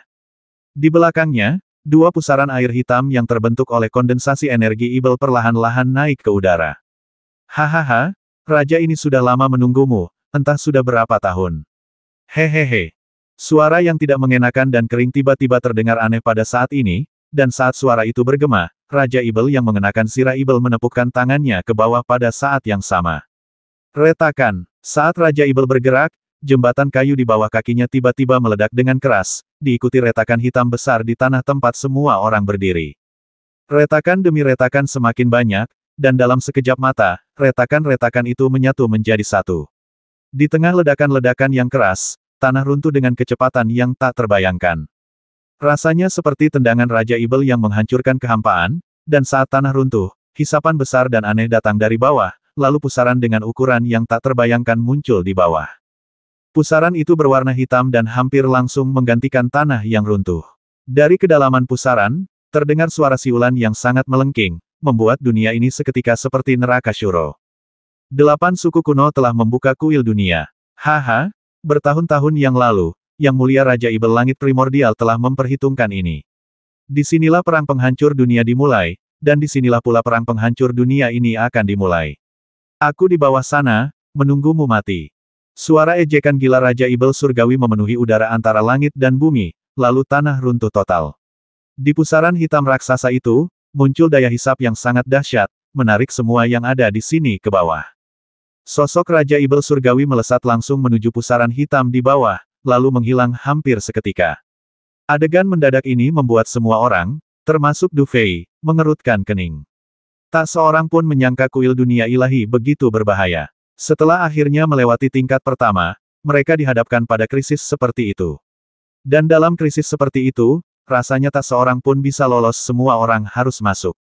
Xiao Ran, Feng Lin, beritahu anggota suku biasa, hancurkan jimat giok teleportasi dan pergi dari sini. Beberapa tetua agung tetap di sini. Du Fei melihat pemandangan ini dengan ekspresi yang sangat buruk, lalu berteriak cepat. Mendengar ini, Feng Lin dan Xiao Ran sedikit terkejut, tetapi mereka berdua sangat tenang dan langsung mengerti maksud Du Fei. Situasinya sangat berbahaya saat ini. Semakin banyak orang di sini, semakin besar kemungkinan kerugiannya. Dalam hal ini, akan lebih baik hanya menyisakan pasukan tempur paling elit dan puncak untuk bertarung demi peluang terbesar. Oleh karena itu, hampir pada saat ini, keduanya melambaikan tangan mereka secara bersamaan. Melihat tindakan mereka, kecuali Bai Ling, Penatua Feng Rui, dan Penatua Feng Hong. Selain ketiga orang ini, orang-orang lainnya dari klan Langit Phoenix kuno dan klan Rubah Ibel kuno langsung menghancurkan jimat giok di telapak tangan mereka dan kemudian menghilang dengan cepat. Melihat tindakan Du Fei dan yang lainnya, orang-orang dari 6 klan kuno lainnya ragu sejenak, lalu memberi perintah dengan tegas. Dalam sekejap, sejumlah besar orang menghilang. Adapun pasukan biasa, ekspresi mereka berubah, tetapi mereka semua mengertakkan gigi dan tetap bertahan. Karena mereka tidak memiliki keyakinan yang sama dengan 8 klan kuno, mereka hanya bisa mengandalkan jumlah untuk bertahan. Namun, beberapa individu yang ketakutan ragu sejenak dan memilih untuk pergi. Jadi hampir seketika, jumlah orang yang tersisa di sini kurang dari 10% dari jumlah semula. Mencicit, mencicit, mencicit. Hampir pada saat semua orang memutuskan untuk tinggal atau pergi, mereka merasakan kekuatan hisap yang sangat mengerikan menyebar dari pusaran hitam, dan kemudian mencoba menarik semua orang masuk. Termasuk Du Fei, hampir semua orang langsung tersedot, mendekati pusaran hitam. Namun, beberapa pria kuat yang lebih lemah dan sedikit beruntung tetap tinggal, langsung tersedot ke dalam pusaran hitam dalam keadaan seperti itu, dan kemudian tubuh mereka runtuh tepat di bawah daya hisap dengan suara bang. Apa? Adegan ini mengejutkan semua orang. Bagaimana mungkin pusaran hitam ini memiliki kekuatan sebesar itu? Ah! Teriakan melengking itu terdengar lagi, dan roh para prajurit kuat yang tubuhnya terkoyak bergegas keluar dan mencoba melarikan diri, tetapi mereka dengan cepat diterkam oleh sosok-sosok ganas yang tak terhitung jumlahnya di pusaran hitam dan kemudian ditelan sepenuhnya. Hampir semua orang yang hadir saat itu paham, kalau sampai mereka sampai terhisap ke pusaran hitam ini, siapapun mereka, nasib mereka pasti akan teramat menyedihkan. Du Fei sedikit mengernyit, dan hampir tanpa sadar, dia melangkah ke udara, dan sayap angin dan guntur di belakangnya melonjak, membuat tubuhnya melesat ke atas. Pada saat ini, laki-laki kuat lainnya juga menggunakan berbagai cara untuk mencoba yang terbaik agar bisa lepas dari kesulitan ini. Di mana tempat ini sebenarnya tatapan Du Fei jatuh ke tanah di bawahnya, mengamati kedalaman pusaran hitam, dan menggertakkan giginya sedikit. Kalau tidak salah, ini pasti kolam suci pemurnian klan Ibel selama perang penghancuran dunia. Konon, selama perang penghancuran dunia, banyak sekali martial saint yang dibasmi oleh klan Ibel dari luar wilayah, lalu mereka lemparkan ke kolam ini. Melihatnya saja sudah cukup untuk tahu betapa berbahayanya tempat ini. Bahkan jika kita masuk dengan kekuatan kita, kemungkinan besar akan berbahaya. Feng Lin paling tahu tentang perang penghancuran dunia. Setelah raut wajahnya berubah sejenak, ia berbicara dengan lembut. Mendengar ini, warna aneh melintas di mata Du Fei, lalu dia mengangkat tangannya, dan dalam sekejap seekor naga petir meraung, menyapu ke bawah. Ledakan. Naga petir jatuh ke pusaran hitam, hampir tidak menyebabkan perubahan apapun, lalu koneksinya dengan Du Fei langsung terputus. Perubahan tak terduga ini membuat wajah Du Fei berubah lagi. Kekuatan Yuan dan langit dan bumi miliknya ternyata tidak efektif melawan energi Ibel di hadapannya. Tidak ada gunanya. Kolam pemurnian suci ini konon dibuat oleh Raja Ibel asli dari klan Ibel ekstrateritorial. Kecuali penguasa alam, bahkan 9 kaisar dari dunia primordial pun mungkin tidak akan mampu menghancurkan kolam ini. Tuan Du Fei, kau tidak cukup kuat dan kau tidak bisa berbuat apa-apa. Wajah Feng Lin semakin muram. Kalau begitu, kaburlah dengan sekuat tenaga. Du Fei juga orang yang tegas. Ia langsung memikirkan sesuatu, dan seketika kekuatan mentalnya langsung ditopang oleh tubuh kelompoknya, lalu dengan cepat berputar ke arah yang berlawanan. Dengan bantuan kekuatan mental tersebut, sekelompok orang dengan cepat melesat ke atas. Namun, pada saat ini, tiba-tiba terdengar suara gemuruh dahsyat dari kedalaman pusaran. Suara gemuruh itu mengguncang bumi. Seketika suara itu keluar dari pusaran, daya hisap di pusaran itu tiba-tiba berlipat ganda. Saat raungan itu terdengar, energi Ibel yang tak terhitung jumlahnya melonjak dan berubah menjadi mulut raksasa yang ganas yang tak terhitung jumlahnya di pusaran hitam, seolah-olah ingin menelan segalanya. Mata Du Fei sedikit berkedut saat melihat pemandangan ini.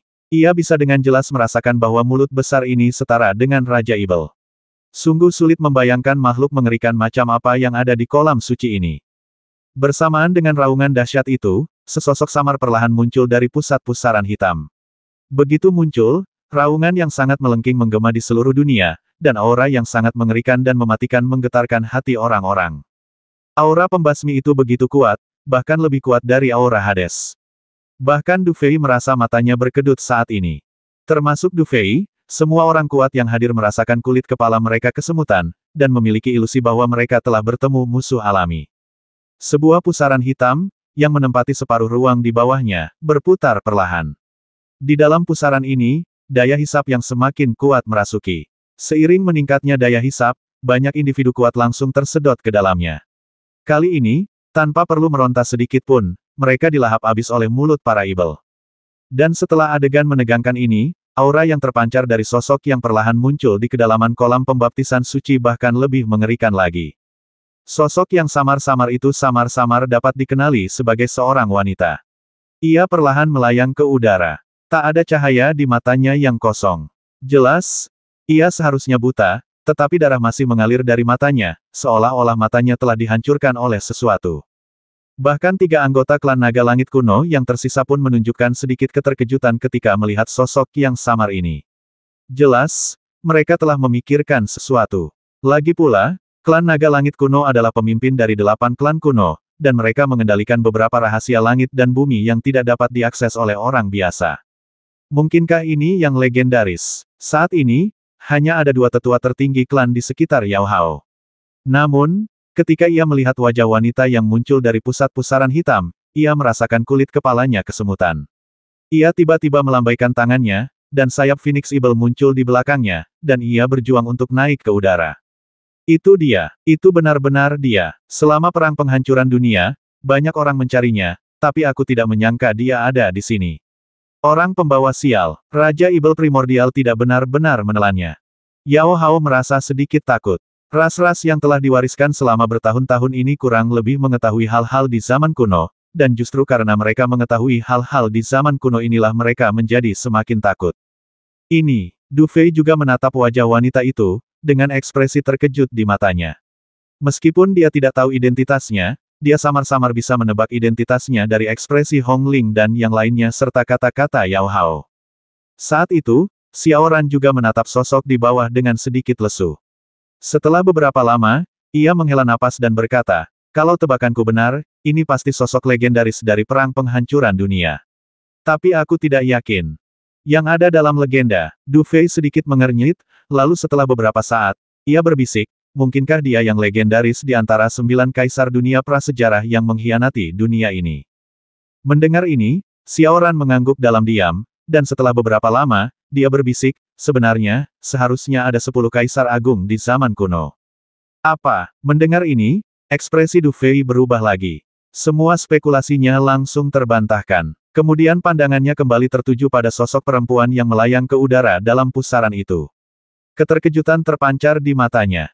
Du Fei awalnya mengira Kaisar Bela Diri Primordial yang telah mengkhianati dunia ini mungkin adalah Kaisar Bunga, tetapi sekarang tampaknya bukan itu masalahnya. Kaisar Bunga hanya di penjara. Dilihat dari ekspresi orang lain, jelas bahwa yang ada di hadapannya adalah Kaisar Bela Diri Primordial yang telah mengkhianati dunia ini. Seiring waktu berlalu, sementara semua orang melawan hisapan tanpa henti, sosok wanita itu melayang ke ketinggian yang sama dengan yang lainnya.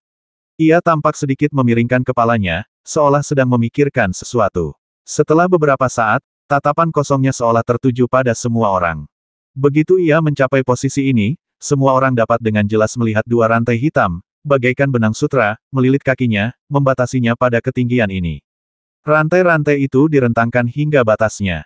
Pada saat ini, rune di dalam rantai berubah bentuk, dan aliran energi hitam terus-menerus menembus tubuh wanita itu, membuatnya merasa seolah-olah ia terus-menerus merasakan sakit yang luar biasa. Apakah ada keturunan klan Feng kuno yang hadir?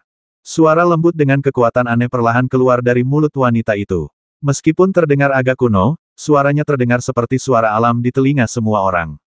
Klan tersegel kuno. Mendengar ini, banyak orang di lapangan, termasuk Du Fei, sedikit terkejut. Jelas, mereka belum pernah mendengar nama ini. Pada saat ini, hanya Hongling dari klan Naga Langit kuno yang tiba-tiba melangkah maju. Ia menatap sosok itu, mengembuskan napas perlahan, lalu berkata ringan, klan Feng kuno, setelah kau mengkhianati dunia ini, mereka semua tewas dalam pertempuran. Sekarang hanya tersisa 8 klan kuno, bukan 9 klan kuno lagi. Genosida. Dua kata itu perlahan terucap dari mulut wanita itu. Ia perlahan menoleh, tatapannya seolah tertuju pada Hongling, maksudmu klan Feng kunoku telah musnah. Benar sekali, kata Hongling ringan. Yuan Shi. Kau bohong padaku. Wanita itu tiba-tiba mengangkat kepalanya dan menjerit nyaring. Teriakan nyaring ini menggema di seluruh langit dan bumi. Dalam sekejap, seluruh pusaran hitam itu berputar kencang, dan di dalamnya, hasrat membasmi yang tak terhitung jumlahnya merasuki, seolah-olah akan runtuh kapan saja. Pada saat ini, kebencian dan aura pembasmi yang tak terbayangkan berkumpul di wajah cantik wanita ini. Sungguh tak terbayangkan apakah kebencian ini, yang telah terakumulasi selama bertahun-tahun, akan meletus saat ini. Namun, saat wanita itu berteriak, rantai hitam di bawahnya seolah merasakan sesuatu dan bergerak tiba-tiba, mencoba menariknya kembali ke kedalaman kolam suci. Ledakan. Namun, pada saat ini, sebuah kekuatan yang tak terlukiskan tiba-tiba meledak dari tubuh wanita itu. Kekuatan ini sungguh di luar imajinasi orang biasa. Lalu dia mengangkat tangan kanannya dan menepukkannya keras ke bawah. Dengan tamparannya, pusaran hitam yang berputar-putar itu bergetar sedikit, menyusut dengan kecepatan yang terlihat, dan daya hisap yang sangat mengerikan itu perlahan melemah. Pada saat ini, seolah-olah wanita dari kedalaman kolam baptisan suci itu akan menghancurkan kolam itu dengan satu tangan. Perubahan yang mengejutkan ini langsung membuat banyak pria berkuasa saling memandang dengan heran. Meskipun tidak ada yang bisa memastikannya, setelah percakapan antara wanita ini dan Hongling tadi, banyak orang yang menebak-nebak identitasnya. Hongling hanya menatap wanita di depannya yang tampak seperti sedang gila dengan ekspresi acuh tak acuh, tanpa mengatakan sesuatu yang tidak masuk akal. Kau bohong padaku. Kau pernah bilang, selama aku menyerah pada klan sucimu, kau akan memastikan klanku bebas dari kekhawatiran selamanya. Kau bohong padaku. Kenapa kau bohong padaku? Teriakan wanita yang sangat melengking itu bergema kembali, suaranya dipenuhi dengan kebencian, dan kemudian dia tiba-tiba membuka tangannya, dan kolam pembaptisan suci di bawahnya segera runtuh, dan pusaran hitam yang ganas itu juga menghilang pada saat ini. Saya khawatir bahkan Raja Ibel yang baru saja membuka kolam pemandian suci tidak akan pernah menduga adegan ini. Pada saat ini, tidak semua orang perlu merusak situasi, tetapi seseorang telah merusak situasi yang ia ciptakan. Setelah kau mengkhianati dunia ini hampir sepenuhnya jatuh ke tangan klan Ibel kuno dalam perang penghancur dunia. Jika penguasa alam tidak bereinkarnasi di saat-saat terakhir dan menyegel Raja Ibel asli, aku khawatir dunia ini sudah hancur sejak lama. Dan aku juga bisa memberitahumu kabar baik. Dalam perang penghancur dunia, klan pertama yang dihancurkan oleh klan Ibel ekstrateritorial adalah klan penyegel kuno, karena Ibel ekstrateritorial sangat mengenal klan penyegel kuno. Hongling menatap wanita itu dengan acuh tak acuh dan berbicara perlahan. Rasanya tak terbayangkan familiar. Wanita itu mengucapkan kata-kata itu hampir kata demi kata, dan setiap kali ia membuka mulutnya, terdengar gertakan gigi yang menyebar, membuat kulit kepala orang mati rasa. Kemudian wanita itu terlihat bergerak.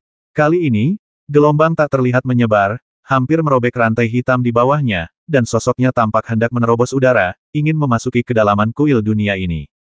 Namun, tepat pada saat pusaran hitam itu menghilang, dalam kegelapan yang tak berujung, aura ibel yang samar tiba-tiba menyebar. Meskipun samar, aura ibel ini berkumpul hampir seketika, lalu berubah menjadi sosok samar di hadapan wanita ini. Sosok itu tembus pandang, tetapi orang dapat dengan jelas melihat bahwa itu adalah seorang pria yang sangat tampan, mengenakan jubah putih, dengan rambut panjang tergerai-tergerai santai di belakangnya. Ia memiliki temperamen yang halus. Namun, entah mengapa, temperamen halus ini mengandung sedikit kejahatan. Ketika mereka melihat orang ini muncul, entah itu Du Fei, Xiao Ran, Feng Lin, Yao Hao, Hong Ling, King Yu, dan lainnya, mereka semua langsung menghirup udara dingin, karena mereka bisa merasakan aura yang sangat mengerikan dari orang ini. Meskipun aura jahat itu sangat samar, bahkan agak tak terlihat, jika diraba dengan saksama, akan membuat wajah orang-orang berubah drastis. Karena semua orang mendapati diri mereka tanpa perlawanan sedikit pun di hadapan sosok ini. Sosok ini, yang hanya berdiri di sana, memiliki tekanan yang begitu mengerikan. Siapa orang ini? Namun, jawaban ini segera muncul di benak setiap orang. Raja Ibel Langit asli. Orang ini adalah Raja Ibel Langit asli yang legendaris. Melihat sosok di depannya, pupil mata Du Fei mengecil tajam. Aura sosok ini dan aura yang terpancar dari sosok yang pernah dilihatnya di tirai cahaya sebelumnya hampir berasal dari sumber yang sama. Mungkinkah orang yang pernah dilihatnya sebelumnya adalah Raja Ibel asli yang legendaris? Aura sosok di depannya jelas lemah. Mungkinkah itu jejak kesadaran ilahi yang ditinggalkannya? Ini pasti Raja Ibel yang asli. Kata Xiao Ran dengan suara serak, jelas sangat terkejut. Ini bukan Raja Ibel asli yang sebenarnya. Seharusnya ini jejak kesadaran ilahi yang tertinggal saat ia memenjarakan Kaisar ke-10 dunia prasejarah, Kaisar Feng, di sini. Feng Lin menggertakkan gigi dan berbicara dengan suara gemetar. Jelas, bahkan dengan kekuatan Feng Lin, ia merasakan guncangan hebat saat ini. Mendengar ini, Du Fei mengangguk sedikit, tetapi ekspresinya sangat buruk. Jika ini hanya jejak kesadaran ilahi dari Raja Ibel asli, maka jejak kesadaran ilahi ini memiliki aura yang mengerikan, lalu, seberapa kuatkah tubuh aslinya? Ketika semua orang yang hadir sangat terkejut, wanita itu, Kaisar Feng, juga menyadari sesuatu saat itu. Meskipun tidak bisa melihat apa-apa, dia bisa dengan jelas merasakan keberadaan Raja Ibel primordial. Ketika Raja Ibel surgawi primordial menyegelnya di sini, ia meninggalkan jejak kesadaran ilahi. Bagaimana mungkin ia tidak tahu ini? Hanya saja ia selalu mempercayai kata-katanya, dan dengan kekuatannya, ia rela disegel selama bertahun-tahun. Dan sekarang, kebencian di hatinya telah mencapai puncaknya.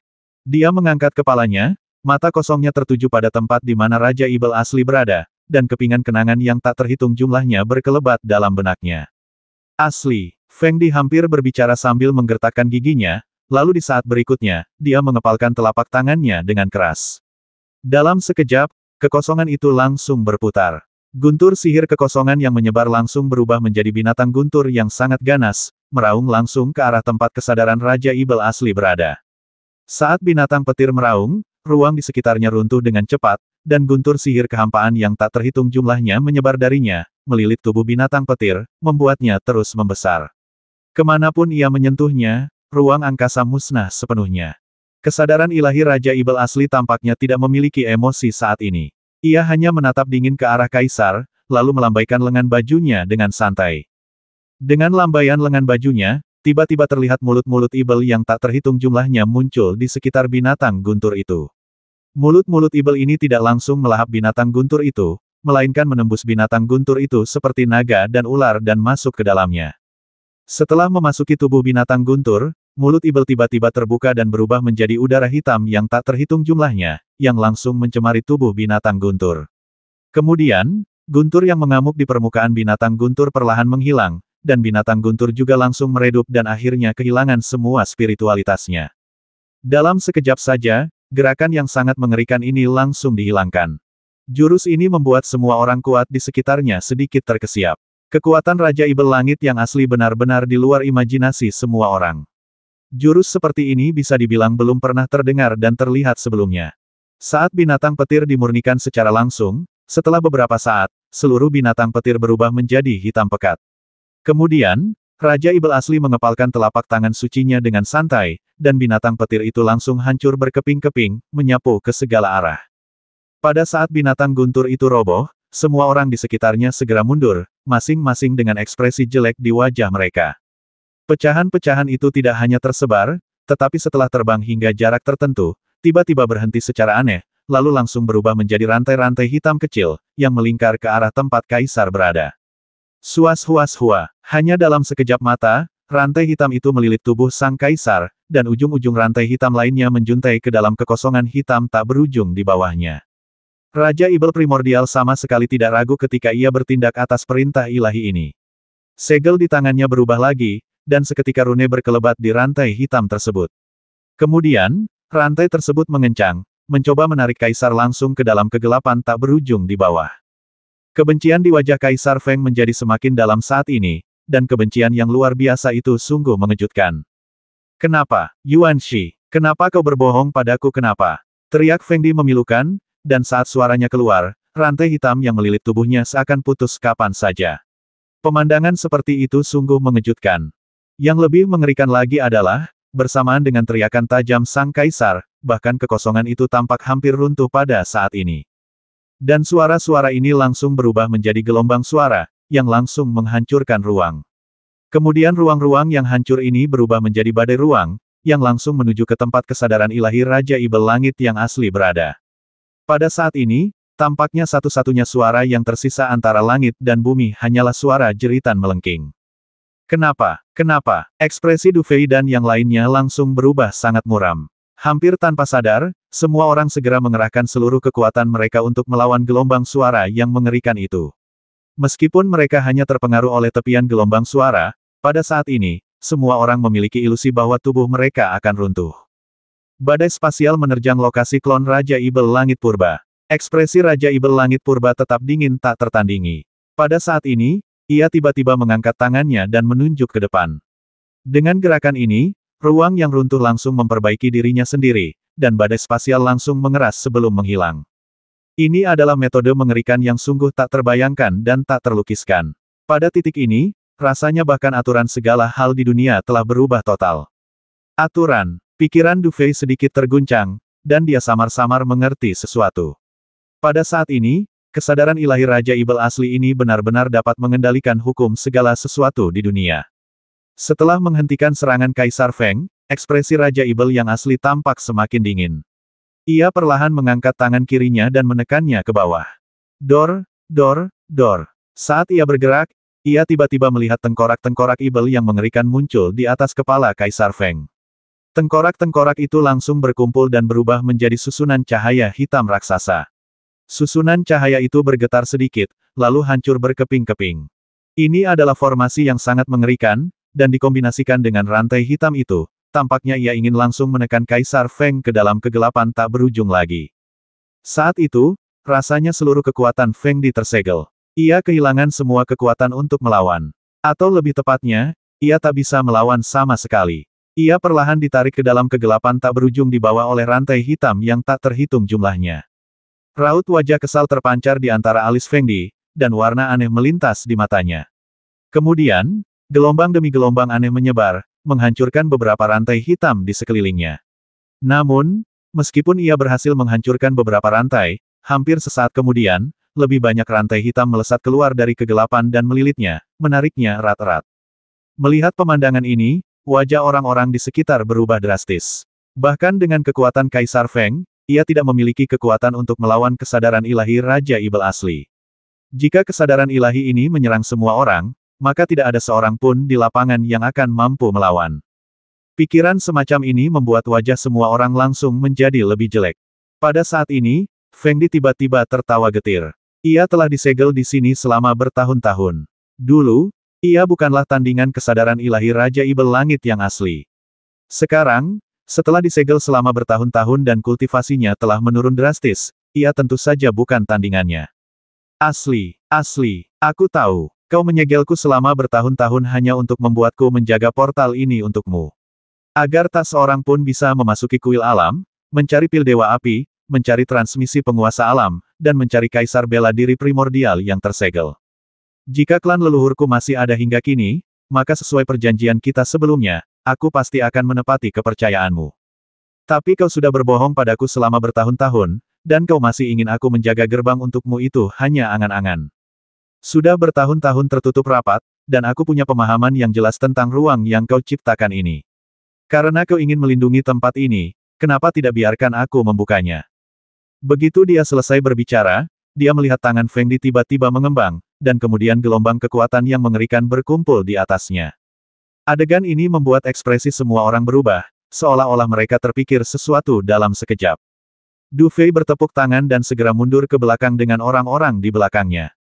Ekspresi para pria kuat lainnya berubah drastis, dan mereka hampir seketika mundur ke belakang. Karena saat ini, hampir semua orang langsung mengerti apa yang ingin dilakukan Kaisar Feng saat ini. Di bawah tren kebencian yang tak berujung, Feng Di sudah kehilangan ketenangannya saat ini, dan dia benar-benar memilih untuk menghancurkan dirinya sendiri. Ledakan. Hampir di saat berikutnya, raungan yang sangat mengerikan bergema di langit dan bumi. Suaranya begitu keras sehingga Du Fei dan yang lainnya langsung kehilangan pendengaran. Kemudian, kekuatan penghancur melesat ke langit seperti naga tinta. Pada saat ini, wajah Du Fei dan yang lainnya yang mundur dengan cepat menjadi sangat jelek dalam sekejap, karena kekuatan ini mengandung hal-hal yang tak terbayangkan, yang dapat menghancurkan kehampaan tak terbatas dan menghancurkan semua makhluk hidup. Hanya dalam sekejap mata, seluruh ruang dalam kegelapan tak berujung runtuh. Yang runtuh bukan hanya kegelapan tak berujung, tetapi juga ruang tak terbatas di sekitarnya. Ledakan. Sepertinya ada suara keras lain. Kali ini, sosok Kaisar Feng bagaikan bintang yang meledak, langsung berubah menjadi bubuk. Di saat-saat terakhir, gelombang yang sangat mengerikan ini menyapu ke arah tempat kesadaran ilahi Raja Ibel asli berada. Kesadaran ilahi Raja Ibel Langit Primordial tampaknya tidak dapat menghindari gerakan ini saat ini, atau lebih tepatnya, bahkan ia tidak dapat menghindarinya saat ini. Ia hanya bisa menyaksikan tanpa daya fluktuasi yang sangat mengerikan ini merasuki sosoknya, lalu sosoknya perlahan menghilang. Pada saat yang sama, fluktuasi yang sangat mengerikan terus menyebar. Berbagai metode yang digunakan oleh klan Raja Ibel ekstrateritorial dan berbagai batasan yang ditetapkan di alam dewa semuanya runtuh pada saat ini, dan kemudian secara bertahap mengungkapkan penampilan asli alam dewa. Di bawah hantaman yang cukup untuk menghancurkan dunia, tubuh Du Fei dan yang lainnya terdorong seolah-olah oleh kekuatan yang sangat besar. Meskipun tidak fatal, mereka langsung terlempar ke segala arah. Para ahli yang tadinya berkumpul kini tercerai-berai oleh kekuatan ini. Untungnya, para ahli yang lebih lemah sudah mundur, kalau tidak, siapa tahu berapa banyak ahli yang akan tewas dalam kejadian ini. Namun, benturan semacam ini tampaknya mengandung kekuatan spasial yang aneh. Du Fei menggertakkan gigi dan mengerahkan kekuatan mentalnya untuk melindungi semua orang, tetapi ia hanya bisa menyaksikan tanpa daya ketika banyak pria kuat lainnya menghilang secara misterius satu persatu. Sesaat kemudian, sebuah kekuatan aneh menghampiri Du Fei dan yang lainnya. Tetua Feng Rui dan Feng Hong meraung bersamaan, lalu bertepuk tangan, melepaskan kekuatan ruang untuk menahan benturan. Akan tetapi, dengan kepiawaian kedua orang ini, begitu mereka melancarkan gerakan, wajah mereka langsung memucat, lalu dalam sekejap sosok mereka pun lenyap di udara. Du Fei dan yang lainnya terkejut dengan pemandangan ini. Hampir di saat yang sama, kekuatan mental Du Fei langsung hancur. Ia merasakan sakit di tengah alisnya, dan mendapati penglihatannya kabur. Ia adalah orang pertama yang menghilang ke udara. Engah. Seteguk darah menyembur keluar, dan tulang-tulang Du Fei seakan remuk. Kemudian, rasa sakit yang tajam menjalar ke seluruh tubuhnya. Mata Du Fei mengabur, dan ketika ia sadar kembali, ia mendapati dirinya berada di semak-semak. Ini adalah lautan bunga yang sangat unik. Du Fei menginjak tanah dan perlahan terbang ke udara. Pandangannya menyapu ke segala arah. Kemanapun ia memandang, di sanalah lautan bunga yang tak berujung. Melihat pemandangan ini, Du Fei sedikit mengernyit. Pada saat ini, di lautan bunga yang tak berujung ini, dia tidak merasakan terlalu banyak energi Ibel, yang berarti bahwa tempat ini seharusnya bebas dari berbagai cara yang diatur oleh klan Ibel ekstrateritorial. Semua tanda menunjukkan bahwa di saat-saat terakhir, Kaisar Feng tidak hanya menghancurkan klon Raja Ibel asli dengan ledakannya sendiri, tetapi juga menghancurkan semua Ibel ekstrateritorial yang tersisa di alam dewa. Dengan kata lain, tempat di mana ia berada saat ini sudah merupakan alam dewa yang sebenarnya. Aku juga sudah sampai di sini. Aku yakin yang lainnya juga sudah diteleportasi ke berbagai penjuru alam dewa. Jadi, Siapa yang bisa meninggalkan alam dewa dan memasuki alam dewa lebih dulu semua tergantung kemampuan masing-masing. Du Fei merenungkan hal ini dan tak kuasa menahan diri untuk menggelengkan kepala dan terkekeh. Perjalanan ke kuil alam ini telah menemui begitu banyak bahaya bahkan sebelum ia masuk. Bahkan dengan pengalamannya yang kaya, ini adalah pertama kalinya Du Fei menghadapi situasi seperti ini. Dalam situasi ini, sepertinya tak ada cara lain selain tersenyum getir. Saat dia sedang merenung, tiba-tiba raut wajah Du Fei berubah sedikit, lalu dia tiba-tiba mengangkat kepalanya, dan kemudian dia melihat bahwa di ujung lautan bunga yang jauh, ada gelombang dahsyat yang terdiri dari bunga-bunga yang menderu ke arahnya. Saat itu, lautan bunga bagaikan samudera sungguhan, masih bergulung-gulung angin dan awan. Di hadapan lautan bunga yang berlapis-lapis ini, gelombang bunga, bagaikan tembok kota, menderu ke arah mereka. Meskipun ombak besar yang terbentuk di lautan bunga belum tiba, suara gemuruh seperti ombak sungguhan membuat telinga orang berdengung, dan mereka merasa seperti berada di perahu yang sepi di tengah badai. Mata Du Fei terpaku pada gelombang bunga di depannya, tetapi ia tidak menghindarinya. Sebaliknya, ia sedikit mengernyit. Seharusnya aku diteleportasi secara acak ke alam para dewa. Kuil alam para dewa seharusnya tidak seperti ini. Seharusnya ini semacam batasan yang ditetapkan oleh penguasa alam saat itu. Inilah ujian sesungguhnya bagi alam para dewa. Penguasa alam adalah penyelamat dunia ini saat itu, dan dia jelas tidak akan seperti klan Ibel ekstrateritorial. Memikirkan hal ini, Du Fei tiba-tiba mengerti banyak hal. Sesaat kemudian, ia mengangguk sambil mengerutkan kening dan berkata, "Xiao Bai, tahukah kau apa ini?" Namun, Xiao Bai tidak menanggapi. Adegan ini membuat Du Fei sedikit tertegun. Setelah beberapa saat, ia menggelengkan kepalanya, teringat bahwa setelah menelan Danling hari itu, Xiao Bai tertidur lelap dan belum bangun. Bisakah aku hanya mengandalkan diriku sendiri? Du Fei tersenyum pahit, lalu matanya tertuju ke depan. Karena itu bukan dibuat oleh klan Ibel ekstrateritorial, melainkan ditinggalkan oleh penguasa alam, maka seberbahaya apapun batasannya, pasti ada secercah harapan di antara 100 kematian. Batasan seperti itu seharusnya hanya ujian, bukan seperti metode Ibel ekstrateritorial sebelumnya yang penuh dengan niat membasmi. Ledakan. Saat Du Fei tengah berpikir, gelombang bunga itu dengan cepat datang ke arah Du Fei. Pada saat ini, hati Du Fei tiba-tiba tergerak, dan tubuhnya langsung jatuh ke lautan bunga di bawah. Saat Du Fei jatuh ke lautan bunga, gelombang bunga yang dahsyat langsung menenggelamkan tempat dia berada saat ini, dan gelombang yang sangat mengerikan juga menyebar, membentuk gelombang bunga tak berujung lagi di permukaan lautan bunga. Du Fei berada di lautan bunga, dikelilingi olehnya. Meskipun bunga-bunga ini terus menempel di tubuh Du Fei, membuat tubuhnya semakin berat, ia terus jatuh ke bawah. Namun, Du Fei tidak melawan saat ini, melainkan membiarkan tubuhnya terus tenggelam. Untungnya, aku tidak mencoba menghentikan ombak tadi. Kalau tidak, aku mungkin akan menghadapi ombak yang tak berujung. Siapapun orangnya, kebanyakan orang tidak akan sanggup menghadapi situasi seperti itu. Dan saat ini, jika aku melawan, ada kemungkinan 80% kekuatan yang saling bergantung ini akan menjadi lebih kuat, dan bahkan mungkin menyebabkan perubahan lain. Mungkinkah cara untuk mematahkan batasan ini adalah dengan tidak melakukan apapun? Pikiran ini muncul di benak Du Fei, membuatnya sedikit tak percaya. Namun samar-samar, ia tampaknya mengerti bahwa meskipun ia belum pernah bertemu seorang Master Alam, kata Master Alam sudah menjelaskan karakter mereka. Yang disebut Master Alam bisa dikatakan sebagai penguasa langit dan bumi, ibu dari semua makhluk hidup. Orang seperti itu tidak akan pernah membatasi keturunannya. Karena itu, jika ia mempertahankan kepercayaan tak terbatas padanya, tampaknya cara terbaik untuk memasuki kuil alam ini adalah. Detik berikutnya, Du Fei memilih untuk percaya pada pencerahannya sendiri.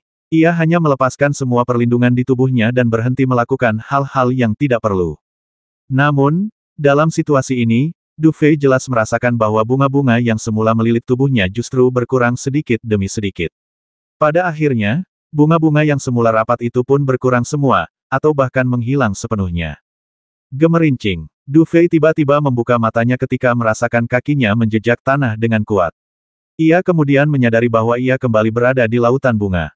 Namun, lautan bunga ini bukan lagi lautan bunga yang pernah ia temui sebelumnya. Meskipun lautan bunga ini juga tak berujung, terdapat jalan setapak yang bersilangan di dalamnya, serta banyak paviliun dan menara, yang membuat orang menyadari bahwa ini seharusnya menjadi alam para dewa yang sesungguhnya, dan bukan lagi wilayah terlarang. Sudah keluar adegan ini membuat Du Fei terkekeh. Sepertinya dia belum menentukan pilihan. Setelah ragu sejenak, Du Fei memilih sebuah paviliun sebagai targetnya dan berjalan perlahan ke arahnya. Ia ingin melihat apa yang mungkin ada di paviliun dunia suci ini. Memanggil. Namun, tepat saat Du Fei bergerak, ia tiba-tiba menyadari bahwa ada Yuan Li yang sangat kaya berkumpul di belakangnya. Yuan Li itu seperti burung ibel raksasa, meraung dan terbang di udara. Du Fei tiba-tiba berbalik dan melihat seorang pria berdiri di tengah Yuan Li. Yuan Li berputar-putar di sekujur tubuhnya, membuatnya mustahil untuk melihat penampilannya dengan jelas, tetapi orang-orang masih bisa samar-samar melihat bahwa dia adalah seorang pria. Du Fei menatap sosok itu dan sedikit mengernyit. 1230.